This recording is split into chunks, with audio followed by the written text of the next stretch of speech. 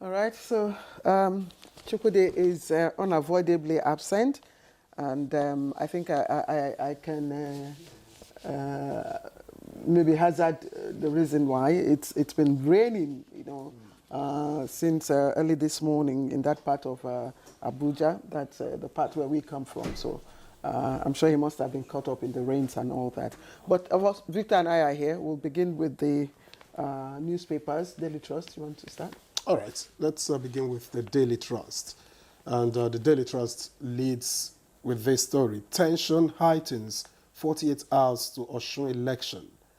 That's what the Daily Trust leads with. And above that story, kidnappers beat me for reducing ransom.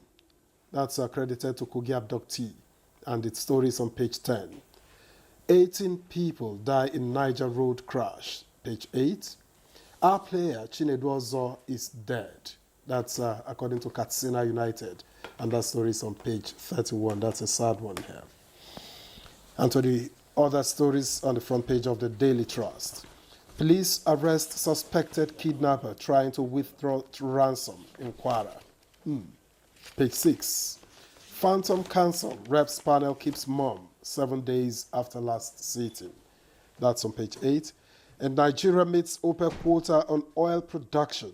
It's on page 19. Interesting. And Sokoto, finally, Sokoto bandits kill father, nephew, abduct daughter, daughter-in-law. It's on page 6. Sokoto, bandits kill father, nephew, abduct daughter and daughter-in-law. And the story is on page 6. That takes us to the blueprint. And the blueprint leads with its own story. AFCC recovers over 115 billion naira debt for NDDC, clears 19 oil firms. And that's as Senate intensifies probe. Details of that story is on page 8. Why inmates don't like returning home after serving jail terms. That's according to the Nigerian Correctional Service. Interesting take there, and that story is on page 8. Osun decides DIG Mohammed deployed to coordinate security operations as 2 women, others nabbed with firearms. IGP Disu warns. You get details of that story on page 8. And to the final set of stories here. Rabiu Awal, look out for moon from Thursday, Sultan tells Muslims. Rabiul Awal, look out for moon from Thursday, Sultan tells Muslims.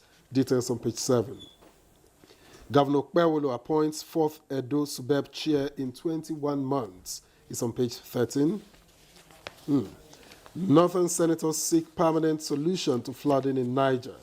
That's on page 9. And finally from here, CBN releases 5.21 trillion naira into banks, lending to rise as excess liquidity hits 6.8 trillion naira. And you get details of all of that on page 19, Claire. Thank you, Victor. The leadership is also busy this morning. Most of the stories you have said, but let's quickly take a look at the lead story. It says 2 days to Osun poll. INEC reprints ballot papers. It's on page 2. Sislak, Serap decry escalating violence. Kadausi denies citing comment after police visit. Regulators push crude pricing template for domestic refiners. Target $3 to $4 billion cost reduction.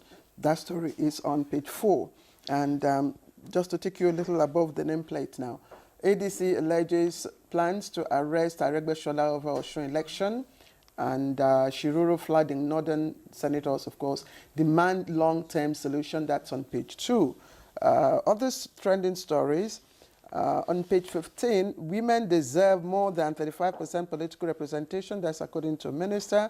And Jingru, no regrets about Muslim ticket stand. And Nigeria, this story is at the bottom, at the foot of the paper there. Nigeria meets OPEC quota for 3rd straight month. That story is on page 21. I think that's the much stories I have on the front page of the leadership newspaper. Victor, you have any? All right. Well, there are 2 stories linked to kidnapping. Of course, we're talking security because there are a number of security stories here. And one is saying that the kidnappers beat him or her, Kogi abductee, for reducing ransom. I'm not sure how he did that because you don't negotiate while in custody. But and then another one arrested in Kwara while trying to withdraw ransom money. It's also on page 6. But that also shows vigilance on the part of security agencies. Intelligence, of course, helps to get to these conclusions or to these successes, if you like. I think Nigeria meeting OPEC's quota for a third straight month. I think this is, something that we should be happy about. Straight month, that means, we've been consistent, and that quota is 1.5 million barrels per day for a third month in July 2026. And this is coming from the Nigerian Upstream Petroleum Regulatory Commission, NUPRC. And of course, it says that in the month under review, the daily peak production of crude oil and condensate was 1.78 million barrels per day, while the lowest daily production was 1.57 barrels per day. But of course, it's also telling us that it doesn't mean that there weren't disruptions to, production, activities. The decline from 1.73 million barrels per day to 1.57 million barrels per day, according to this paper, is due to operational challenges experienced at the Eha and Akpo fields, which impacted production, during those periods. And of course, it disrupted volumes and contributed significantly to the oil position. But I think that we're making progress. And if we continue, with the reforms and, of course, the manning of those very important, oil infrastructure, as is being done now with the collaboration of the private sector security outfits, we probably, will be hitting that 1.78 million barrels per day, and not encountering any more oil disruptions. But I think this is very, it's good news for us that we are sustaining OPEC's. But what would have been the implication if we didn't meet our quota? I don't know, honestly, because when we didn't, I was going to ask you how that impacts the ordinary citizens, whether we meet it or we don't meet it. I'm not an expert in these oil issues, but I think if you are given, let's look at the ordinary, analogy. If we are given a target, and you don't meet your target for 3 consecutive months, what happens to the target?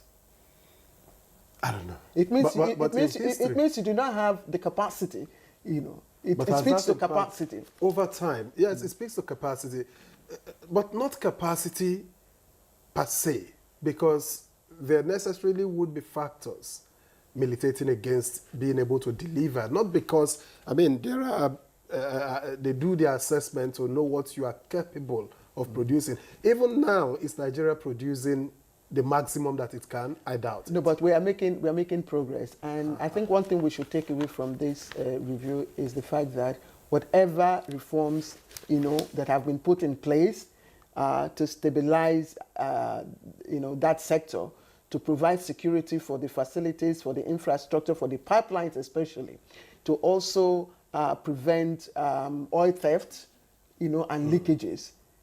We are seeing the outcome of that. It only needs for us to sustain, these reforms and probably improve on it, and then build our capacity so that it will now impact on the average Nigerian. You always say. All right, let's move forward. The Osun election, of course, expectedly, is just 2 days away, and a lot of talk from the inflammatory statements, from the senator leading to his being invited by the police. Now, Osun decides DIG Mohammed has been deployed to coordinate security operations, and that is as 2 women, others are nabbed with firearms. And IGP this once. So 2 women. 2 women. Yes.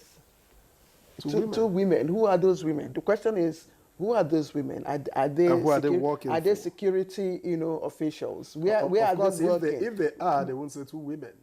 No, but we don't know. We don't know. Then how did they get the arms? Haba. Do you imagine how people get arms? No. Bandits no, and kidnappers. no. We know how bandits, acquire their arms. But how did the 2 women, acquire their arms? I guess Are you saying they are bandits? That's the job. That's a job for the police Exactly. to do. They should be investigated. So now that they have nabbed them, they should be investigated. They have to, provide useful information on how they got the arms, because these are the things we are trying to prevent. And again, Victor, I think we should also use this opportunity to again emphasize the fact that, our leaders should guard their words. We do not want our, country to be heated up. When you are speaking, choose your words. Choose your words so that they do not incite or stir up sentiments. And I'm speaking to there are reports here Even about from yesterday. Yes, even from yesterday. And luckily, we're going to have a discussion on how we can actually secure our nation. National security should be the uppermost, whether you are vying for any political position, whether you are a cleric, whether you are a religious leader, a politician, a journalist, whoever you are. I think your primary responsibility is to ensure that Nigeria remains one united entity and one people. Indeed. Indeed. All right, so we are told, Victor, it's your duty to sign off. All right. I hope we see Chukwuede Okoli Obaja tomorrow. I'm sure we will. But we drop it here for today on Good Morning and Newspaper Review. Good Morning Nigeria begins the conversation proper, agric related, just after this break.